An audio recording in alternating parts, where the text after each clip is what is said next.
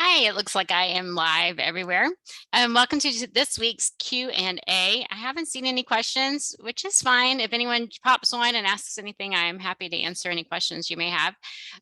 Jennifer Swank and I will be doing a lab masterclass next week. And so this is just something is free. It is next Thursday, which is July the 6th.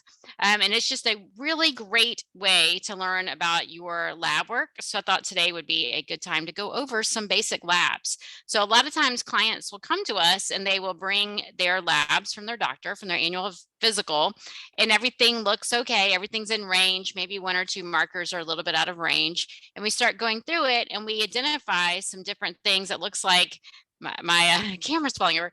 It looks like maybe you need some different vitamins or minerals, it's showing these markers are showing that maybe we need to add some B vitamins and things like that. So I just thought maybe that would be something that we can talk a little bit about today, so that you understand what we're doing in our masterclass next Thursday. So a lot of times when we go and we get our labs, we get different markers and we don't know what they mean. Maybe your doctor will say you're anemic, or you'll see low iron and you think anemia. Most of us think anemia is low iron, but anemia is any time that we're low. We have a deficiency in vitamins and minerals. And so it's not necessarily iron. It can be other vitamins and minerals as well.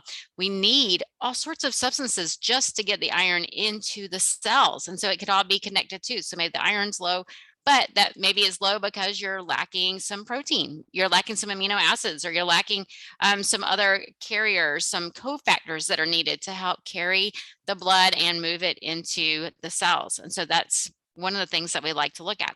So when we look at labs that you get from your doctor, you get your CBC or comprehensive metabolic panel, when you get those, maybe you've been hospitalized, or you get an annual physical, or something's going on for some reason, your doctor draws some blood and you see those little ranges over on the side.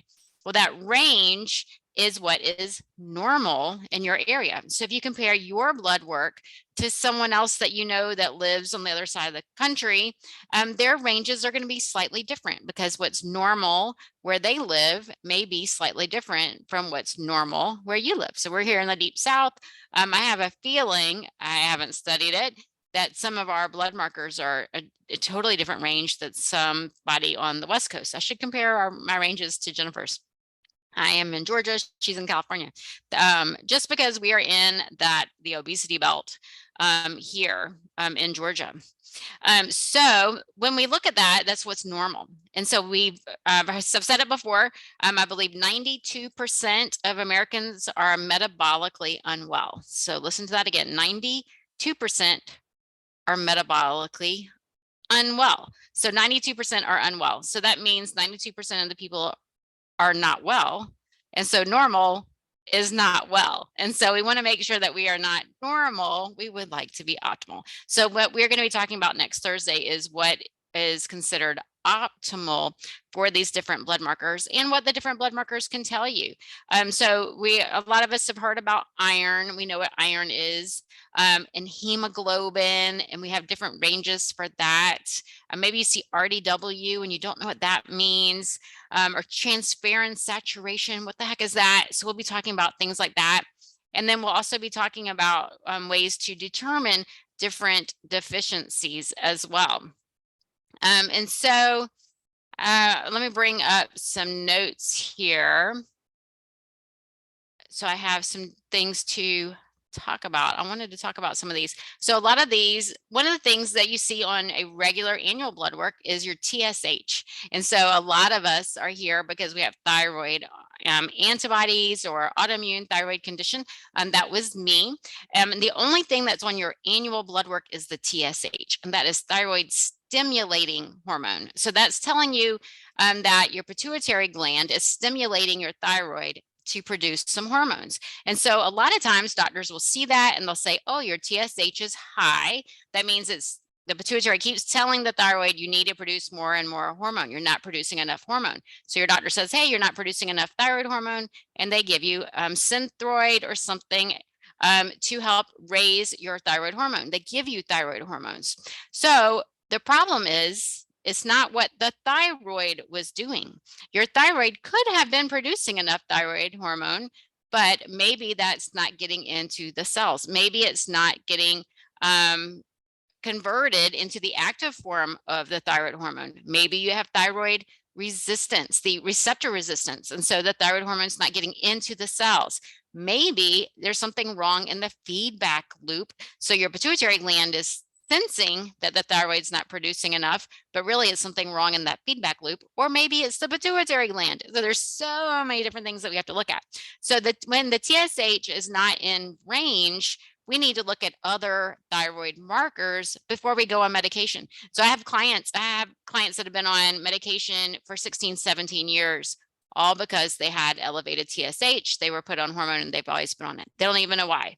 And so it's very, very, very important that you ask for a full thyroid panel, including antibodies, because most 80% of people with a thyroid condition have an autoimmune thyroid condition. And so it's just very, very important that you get a full thyroid panel. So when the TSH is out of range, that is something we want to look at.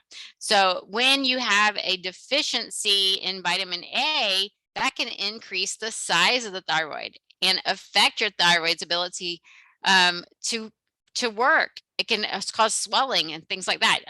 It can reduce your iodine uptake. Well, thyroid hormone is T4 and it converts to T3. And that 4 and that 3 is how many iodines are on there. And so you can see how important iodine is for the thyroid. And there's two schools of thought. One is that we shouldn't take iodine, and one is that we should take iodine.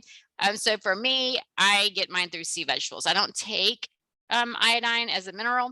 Now you can do tests to determine if you have iodine. If you need to start taking iodine, I get mine through my foods. And so those are just different things that we can see when we're looking at different markers. So there are also nutrient interactions. A zinc deficiency results in decreased synthesis of retinol binding protein. And so that affects your vitamin A. And so if we don't have enough zinc, we might not have enough vitamin A. And vitamin A is, we think of like beta carotene and carrots and vision, but it's also important for your entire immune system. So most people that have autoimmune condition are also low in vitamin A. But vitamin A is a fat soluble vitamin. So we don't want to supplement with fat soluble vitamins because they build up. We don't let them go. Like vitamin C, we take vitamin C. If you have any excess, you urinate the rest out, but you need to take more vitamin C later on. Vitamin A builds up, and children have died from overdosing on vitamin A from taking too many child vitamins and mineral supplements. And so that's something we want to watch. But if you have a zinc deficiency, then that's going to affect your vitamin A. And so you can see how it's so important to get all of these vitamins and minerals. And it may not be that you aren't taking them into your body. It may be that you're not absorbing them in your body. Maybe you have leaky gut. If you have an autoimmune condition, chances are you have a leaky gut. And so you're not getting the nutrients that you need. You're not absorbing them. And so taking more and more may increase how many you're getting. But we need to work on repairing so that you can naturally absorb what you need to be absorbing. And so some other things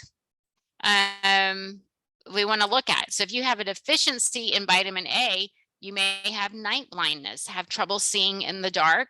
I know for me, I have trouble seeing in the dark. Now I focus on eating sweet potatoes and winter squashes and those red and orange cooked foods because it's more easily absorbed if you eat them cooked.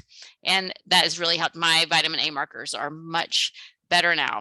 But it can also affect your skin. If you have rough, dry skin, that can be related to vitamin A as well. It can affect your sense of smell. It can affect fatigue. So there are just so many different things there. So I don't want to recommend that, but you can take your vitamin A in the forms of your orange and red foods. And remember, children are very sensitive to it, so you want to be careful. One of the highest sources of vitamin A is liver. I do not eat liver or animal products. And also, to me, eating liver just seems wrong because your liver is your detox organ. That's, where we take in all of our toxins. And so I don't eat liver. But you have your red peppers, you have dandelion greens, you have pomegranate and carrots, apricots, collards, cantaloupe, like I said, the winter squashes and things like that. are very important. And so other things that are related to vitamin A are hepatitis, leaky gut, acne, night vision, and eczema. And so those are just some things. So that on our CBC, I'm losing my signal. We have things like the white blood cells, red blood cells, hemoglobin. Hemoglobin is related to your iron. Hematocrit, your mean corpuscle volume, that's the MCV. Platelets, iron, and we're going to be talking about all of that. And sometimes it can be related to other vitamins as well. I don't know what else I wanted to mention today. I am getting so many calls on this live. This keeps throwing me off. I apologize for that. I don't know why I'm getting so many messages. Anyway, if you have questions about labs, I am too discombobulated to continue today. Please ask your questions in here. I will share some more, and I will get Jennifer to do a Facebook Live on here as well for you to share some more information about next week's class, our master class next Thursday, where we'll be going through all of these labs and letting you know what these markers mean and how we have to look at different trends. We can't just look at one marker. You know, if you look at calcium, when we look at calcium, that is how much calcium is in your blood. Well, that should be in range because we need calcium for contraction of our muscles. In our heart depends on calcium for contractions. And so our calcium should always be in range. And so there are certain markers like that. And so that also tells you how much is in the blood. So when the calcium in the blood doesn't tell you how much calcium is in your bones and things like that. So when we look at markers, we have to be really, really careful about singling things out. One marker doesn't tell us the whole story. We have to look at several markers combined together. And when we see something out of range, we have to go, wait a minute, what is this related to? And is what I want to look at in the blood, or what I want to see really what is in the cells, in the organs, and things like that. So we'll get more into this later. If you have questions, please post. Thanks for putting up with me today and these challenges. Y'all have a great week.